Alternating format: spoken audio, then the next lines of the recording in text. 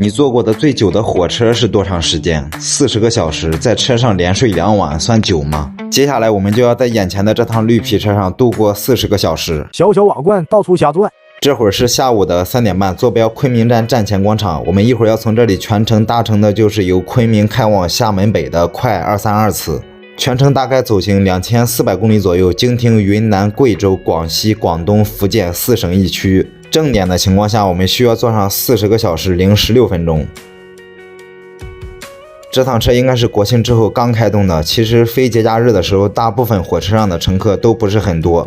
这种情况于乘客而言，体验感肯定是有所提升的，但是对于铁路来说，大概率是开行一次，亏损一次的。下午的4点38分，我们正点从昆明站发车。昆明站的站台上也是有不少动机，虽然有很多人不是很喜欢动机，但这也是发展的趋势之一，不是能够以你我的意志为之转移的。希望旅客们给予协助，不要在车内吸烟。昆局的广播也是挺有意思，跟小孩似的。在昆明待了2天，不得不说昆明的天气是真的舒服，不冷不热，被称作为春城不是没有原因的。离开昆明后不久，又遇见书里总爱写到的喜出望外的傍晚，闲坐在窗前，仿佛一切烦恼都消散。从昆明站出来1个多钟头之后，临时停靠在了马龙站，这里是曲靖市的马龙区，想必这里的很多人应该都会打乒乓球吧。大概几点有盒饭呀？估计带出来了。行啊。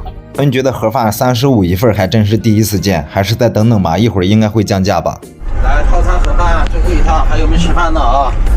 不得不说，这盒饭价格是真坚挺啊！从6点钟开始卖，到现在9点多了，还是35一份。不研究菜谱，研究上兵法了，35也得整一份，要不然就得饿肚子了。还有盒饭吗？现在拿一盒吧。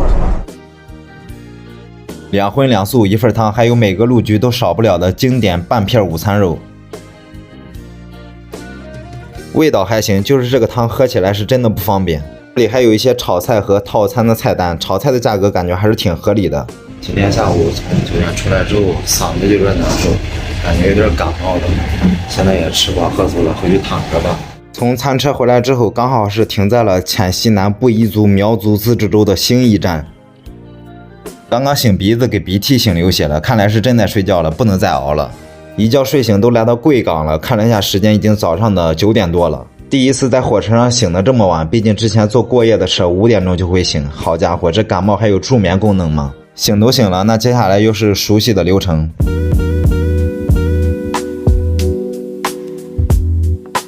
这大哥这么顶吗？大早上的就勇闯天涯。这一觉睡的嗓子是不难受了，但开始真正的感冒了，真是病来如山倒呀，整个人都蔫了。晃晃悠悠，中午的饭点前，我们来到了广西的最后一座车站玉林。因为坐车之前就带了1桶泡面，所以今天中午还得整一份盒饭，看起来比昨天晚上的要稍微好一点。吃完午饭来到了广东省的第1座车站合春站，虽然它在广东境内，但是它是南宁铁路局管辖。也不知道是感冒影响呢，还是刚吃过饭，到了化州之后又想睡觉了。好家伙，这一天给过的2眼一睁就干饭，硬卧躺成了酒店，火车到哪也不管，吃饱睡足才关键。一觉睡到了下午的4点，来到了云浮新兴县。我以为咱们已经够能睡了，没想到对面的大姐还在睡。在我还算清晰的印象中，大姐好像就早上起来吃了点东西，然后就开启了冬眠模式。还没醒多大会儿呢，又到饭点了，绝了！那就把仅有的物资给消耗一下吧。刚给泡面泡上，正好来到了肇庆站，赶快吃2口下去走走。25个小时了，第一次脚踏实地。对面是大湾区地铁 S1号线的站场，上次本来想坐来着，但是没来得及。来到大湾区这边有一个很明显的特征，那就是城区之间连接的非常紧密。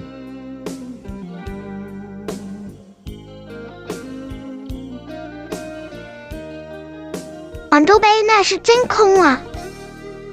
晚上的7点半，我们还提前了13分钟来到广州站。广州这边下车了啊，广州到了啊。对面的那个塔应该不是小蛮腰吧？本来以为广州站之后不会再上人了，结果中铺和下铺又满了。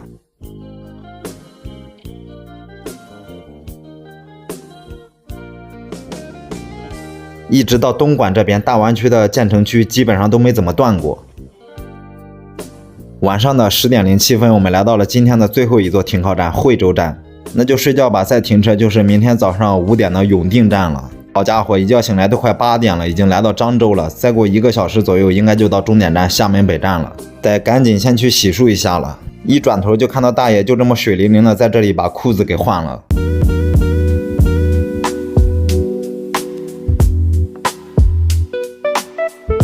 来，还有谁需要的啊？你们要不要来2包南湖美章？多少钱一包？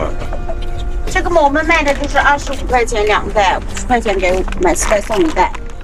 还有其他的吗？还有奶贝的这种。临下车了，又给大姐冲了25的业绩。进站前又开始在这耗点儿了。上午的8点54分，我们正点来到了终点站厦门北站。